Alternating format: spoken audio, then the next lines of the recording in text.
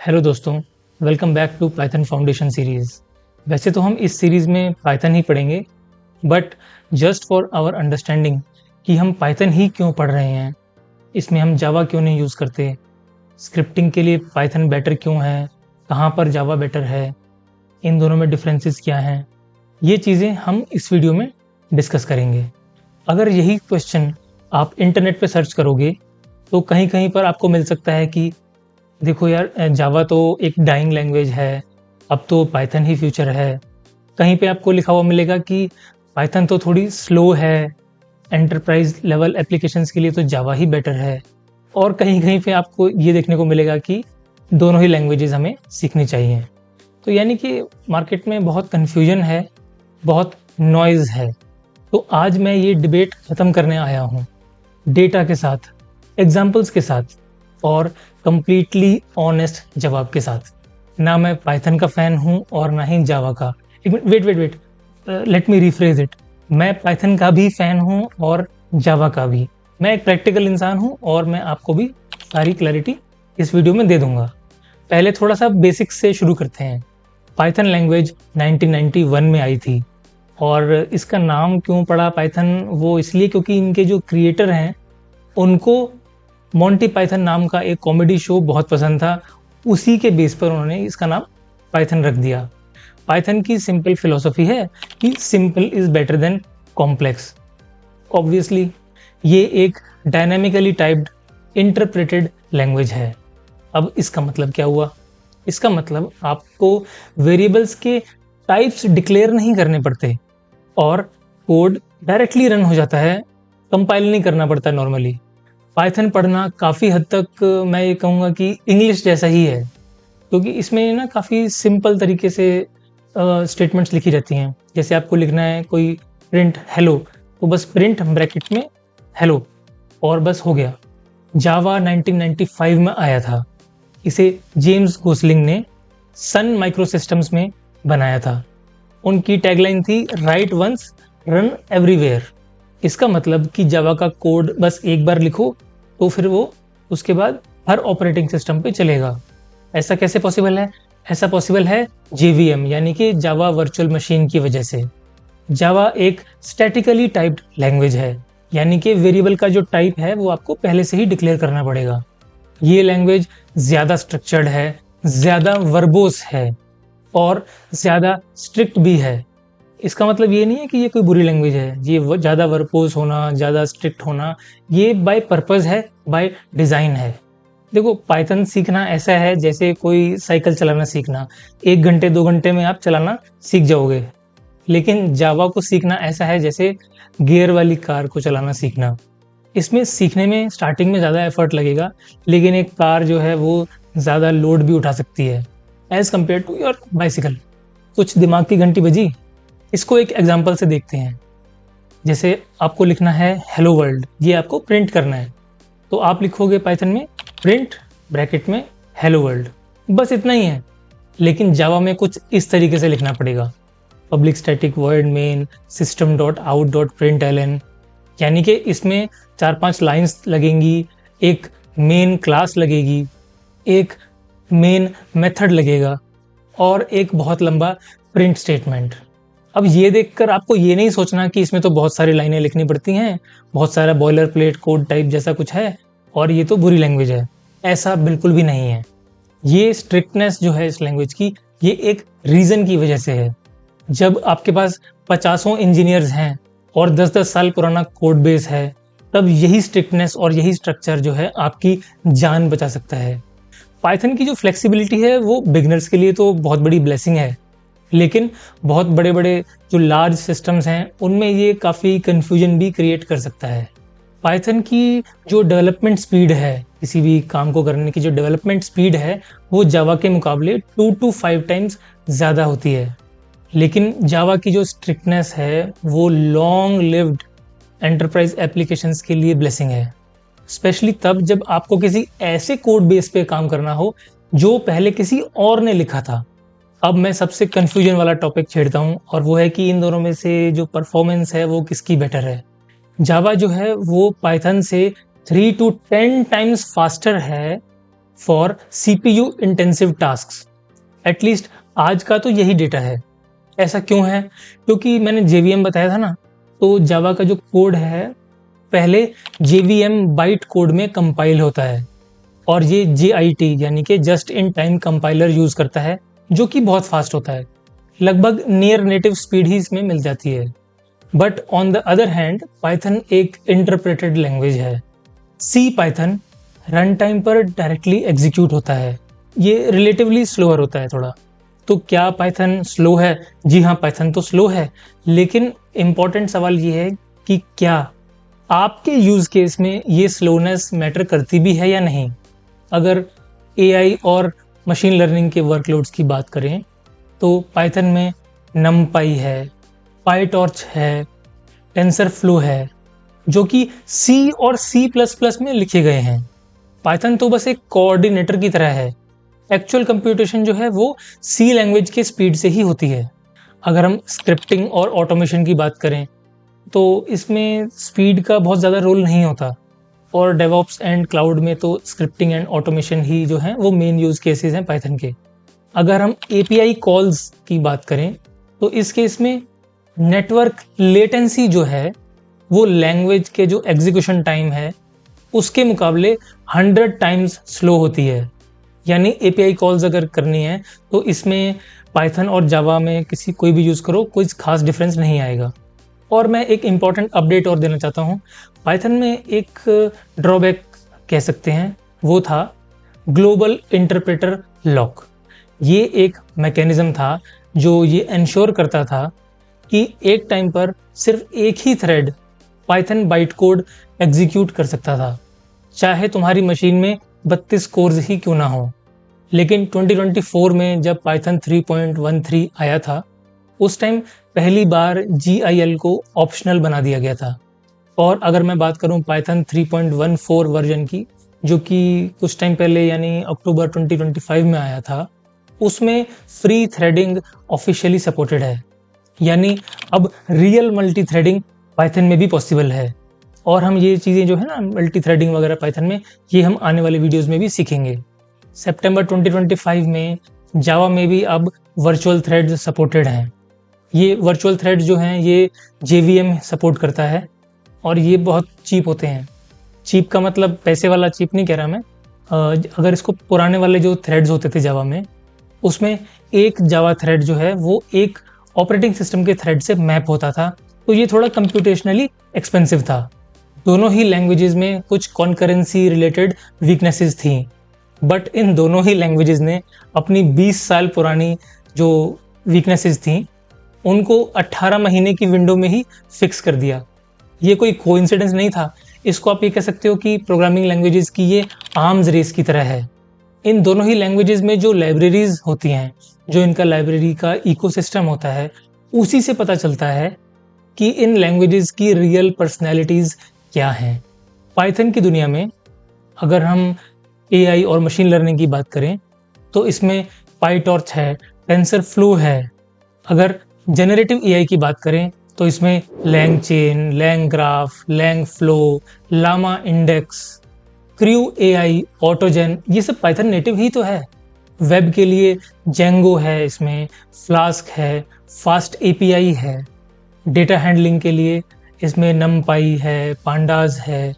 ये दोनों तो आपने सुने ही होंगे। आजकल हर कोई अपने रेज्यूमे में NumPy पांडा तो डाल ही देता है। ये सब मैं लाइब्रेरीज की बात बता रहा हूँ पाइथन की, ठीक है। तो अगर ऑटोमेशन की बात करें तो पाइथन में सेलेनियम है, प्लेराइट है। और अगर मैं डेवऑप्स क्लाउड की बात करूं तो इसमें एंसिबल की जो है लाइब्रेरीज हैं। AWS के लिए बोटो 3 की लाइब्रेरी है, पुलूमी है। और अगर मैं जावा की बात करूं, specially in the area of enterprise backends, तो वहाँ पर जो इनका स्प्रिंग बूट फ्रेमवर्क है वो प्रोडक्शन वेब एप्स का लगभग 60% तक कवर कर लेता है। डेटा एक्सेस के लिए इसमें हाइबरनेट और स्प्रिंग डेटा JPA है। बिग डेटा इंफ्रास्ट्रक्चर के लिए इसमें अपाचे कफका है, अपाचे हडूप है। ये सब जावा वर्चुअल मशीन बेस्ड ही हैं। और एंड्रॉयड के जो फ़ोन हैं, आपके जो टैबलेट्स हैं, इवन टेलीविजन्स हैं, इनकी जो ऐप्स हैं, इसमें भी जावा और कोटलिन दोनों ही सपोर्टेड हैं। मैंने खुद लगभग शायद हाँ 5-6 साल जो है एंड्रॉयड की एप्लीकेशंस बनाई हैं जावा में, बहुत मज़ा आता था। तो अगर मैं लाइब्रेरीज़ की बात करूँ तो पाइथन में लाइब्रेरीज़ यानी कि लाइब्रेरी का जो इकोसिस्टम है वो ज़्यादा बड़ा है, लेकिन जावा के पास ज़्यादा battle tested enterprise grade libraries हैं। यानी कि पाइथन और जावा जो है वो दोनों ही डिफरेंट डिफरेंट स्केल्स के लिए, डिफरेंट डिफरेंट पर्पसेस के लिए हैं। अब हम बात करेंगे फ्रीडम वर्सेस डिसिप्लिन की। जैसा कि मैंने पहले बताया था कि पाइथन एक डायनामिकली टाइप्ड प्रोग्रामिंग लैंग्वेज है। इसमें मतलब जैसे मैंने पहले बताया था कि टाइप जो है वेरिएबल का वो डिक्लेयर नहीं करना पड़ता पहले। तो इसमें कोई ऐसे वेरिएबल है नेम, उसमें आप कोई भी वैल्यू डाल दो, एक स्ट्रिंग वैल्यू भी डाल सकते हो। उसी वेरिएबल में आप कोई न्यूमेरिकल यानी इंटीजर वैल्यू भी डाल सकते हो। पाइथन जो है वो रन टाइम पर फिगर आउट करेगा कि इसका जो टाइप है वेरिएबल का वो क्या है। यानी कि इस तरह का कोड लिखना बहुत ही फास्ट होता है, और अगर कोड में कुछ चेंजेस करने हो तो वो भी बहुत फास्ट होते हैं। लेकिन इसमें एक रिस्क है। इस तरह की जो टाइप एरर्स होती हैं ये प्रोडक्शन में जाके कई बार इश्यूज क्रिएट कर सकती हैं। इसका लेकिन ऐसा नहीं है कि ये प्रॉब्लम कुछ खास बड़ी है। इसमें कुछ पाइथन ने 3.5 वर्जन के बाद से कुछ सॉल्यूशंस प्रोवाइड करे हैं। जैसे अब टाइप हिंट्स अवेलेबल हैं। पाइडेंटिक जैसी जो लाइब्रेरीज हैं वो रन टाइम वैलिडेशन देती हैं।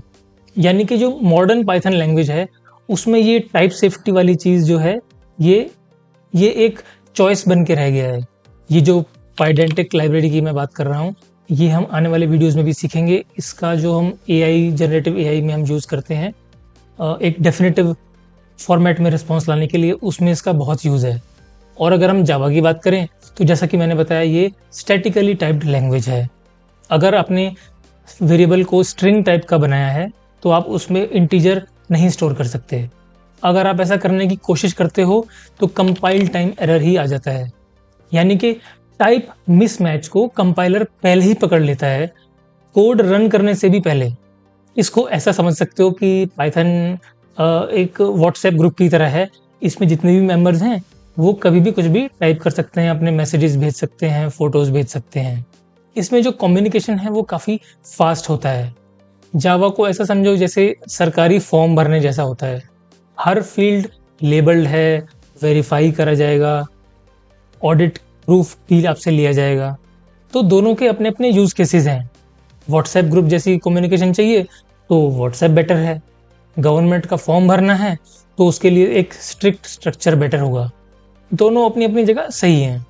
तो प्रैक्टिकल बात करें तो आपको कौन सी लैंग्वेज कब चूज़ करनी चाहिए, तो इसमें पाइथन आप तब चूज़ करो जब आप एआई या मशीन लर्निंग मॉडल्स बना रहे हो, या फिर जनरेटिव एआई की एप्लीकेशंस बना रहे हो, ऑटोमेशन स्क्रिप्ट्स या फिर डेवऑप्स की पाइपलाइंस लिख रहे हो, क्लाउड फंक्शंस या फिर सर्वरलेस बैकएंड्स बना रहे हो।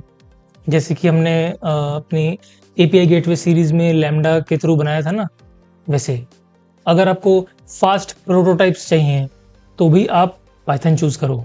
Large language models, rag systems या फिर एआई एजेंट्स के साथ काम कर रहे हो तब भी पाइथन बेटर है। अगर मल्टीपल सिस्टम्स को किसी ग्लू कोड के थ्रू कनेक्ट करना हो उसके लिए भी पाइथन ही बेटर है। जावा कब चूज़ करनी है? जावा को तब चूज़ करो जब आप लार्ज स्केल एंटरप्राइज एप्लीकेशंस बना रहे हो, जैसे कि बैंकिंग सिस्टम के लिए, इंश्योरेंस या टेलीकॉम फील्ड में। वहाँ पर अगर किसी कंपनी में spring boot system ecosystem use हो रहा है तो वहाँ भी जावा ही प्रेफर करी जाएगी ऑब्वियसली। अगर आप एंड्रॉयड एप्लीकेशंस बना रहे हो वहाँ भी जावा यूज़ होती है कोटलिन लैंग्वेज के साथ साथ। अगर आप लॉन्ग रनिंग और हाई थ्रूपुट बैकएंड सर्विसेज बना रहे हो वहाँ भी जावा ही प्रेफर करी जाएगी।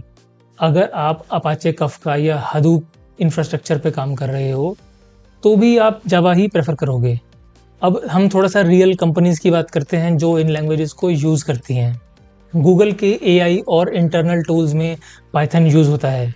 इंस्टाग्राम का जेंगो बैकएंड है जो कि पाइथन में ही होता है। नेटफ्लिक्स की मशीन लर्निंग पाइपलाइंस में भी पाइथन यूज़ होता है। उसके बाद स्पॉटिफाई, ड्रॉपबॉक्स ये सब पाइथन यूज़ करते हैं एक्सटेंसिवली। लिंक्डइन की जो बैकएंड सर्विसेज हैं वो जावा बेस्ड हैं। अमेज़न के बैकएंड सिस्टम्स, गोल्डमैन सैक्स के ट्रेडिंग प्लेटफॉर्म्स, ऊबर की बैकएंड सर्विसेज, यहाँ पे सब में जावा यूज़ होता है। यहाँ पर मैं एक इम्पॉर्टेंट ऑब्जर्वेशन जो है वो आपको बताना चाहता हूँ। कुछ कंपनीज दोनों ही लैंग्वेज को यूज़ करती हैं, तो इसका मतलब ये कह सकते हैं कि पाइथन और जावा में कोई लैंग्वेजेस का ना वॉर नहीं है। ये दोनों ही टूल्स हैं और हर टूल का अपने अपने एरिया में अपने अपने यूज़ केस के हिसाब से यूसेज होती है। जैसे मैं अपना एग्जांपल बताऊं तो मैंने जावा और पाइथन दोनों में ही काफ़ी काम करा हुआ है। जब कॉटलिन लैंग्वेज नहीं थी तब तो एंड्रॉयड एप्लीकेशन सारी जावा में ही बनती थी। उसके बाद मैंने ऑटोमेशन में और स्क्रिप्टिंग में पाइथन का भी काफ़ी यूज़ करा हुआ है।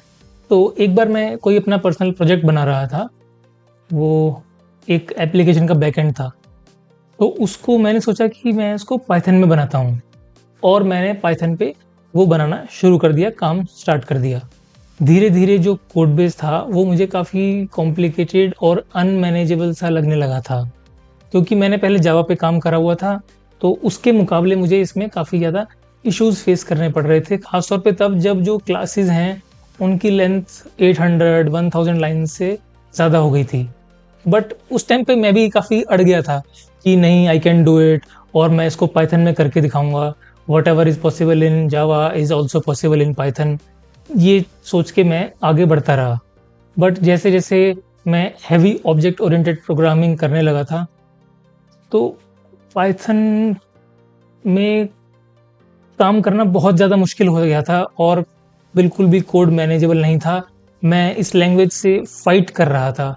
तो आफ्टर अबाउट 7 to 8 वीक्स जब काम मैं कर चुका था, तब मैंने एक हार्ड डिसीजन लिया कि यार ये जो जितना भी अभी तक कोड लिखा है इसको स्क्रैप करो और ये फिर से जावा से इसको स्टार्टिंग करते हैं। फिर वो प्रोजेक्ट मैंने ज़ीरो से ही स्टार्ट किया था और फिर जावा यूज़ करने के बाद फिर मुझे काफ़ी रिलीफ मिली। जावा में इस तरह के बड़ी-बड़ी क्लासेस लिखना काफ़ी ईज़ी था और क्योंकि उसमें इंडेंटेशन का इतना रोल नहीं होता, ब्रैकेट्स का ज़्यादा रोल होता है। I mean large code base जो है मैनेज करना मेरे लिए काफ़ी ईज़ी हो गया था। ये जिस प्रोजेक्ट पे मैं काम कर रहा था ये भी कभी डिस्कस करेंगे मे बी किसी और चैनल पर। ये वाला जो चैनल है ये तो डेवऑप्स क्लाउड और जेनरेटिव एआई, एजेंटिक एआई इन सब के लिए है। इसमें तो पाइथन का ही बोलबाला रहेगा। अगर हम मार्केट शेयर की बात करें तो पाइथन नंबर 1 पे है विद 21% मार्केट शेयर और जावा का है लगभग 7-8% मार्केट शेयर है। अगर हम रिसेंट स्टैक ओवरफ्लो का जो डेवलपर सर्वे होता है उसकी बात करें तो 51% से भी ज़्यादा लोग जो हैं वो पाइथन में कोडिंग करते हैं। जावा लगभग 28-29% लोग यूज़ करते हैं।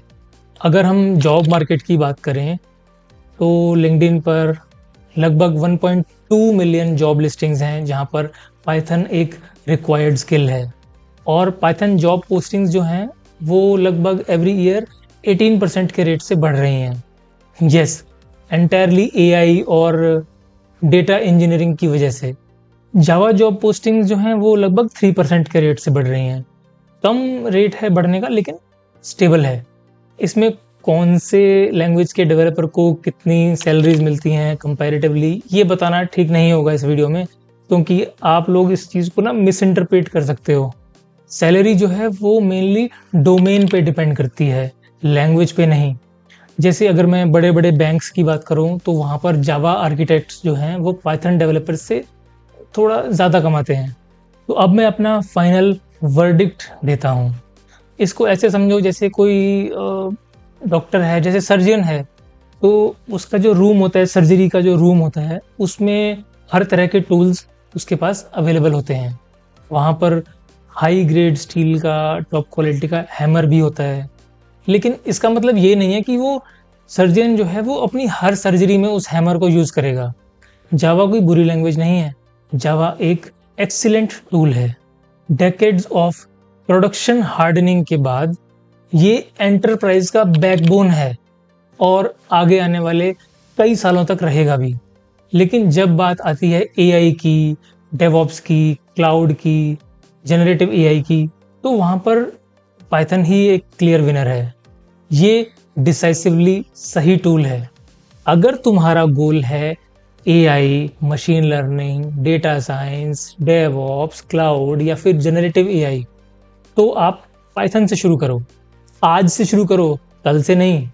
लेकिन अगर आपका गोल है एंटरप्राइज बैकएंड्स बनाना, एंड्रॉयड एप्लीकेशन डेवलपमेंट या फिर बैंकिंग एंड फाइनेंशियल सिस्टम्स, तो आप जावा में इन्वेस्ट करो। ये करियर भी हाई डिमांड में है। बट अगर आप धुरंधर बनना चाहते हो और दोनों ही लैंग्वेजेस सीखना चाहते हो, तो पहले पाइथन से स्टार्टिंग करो।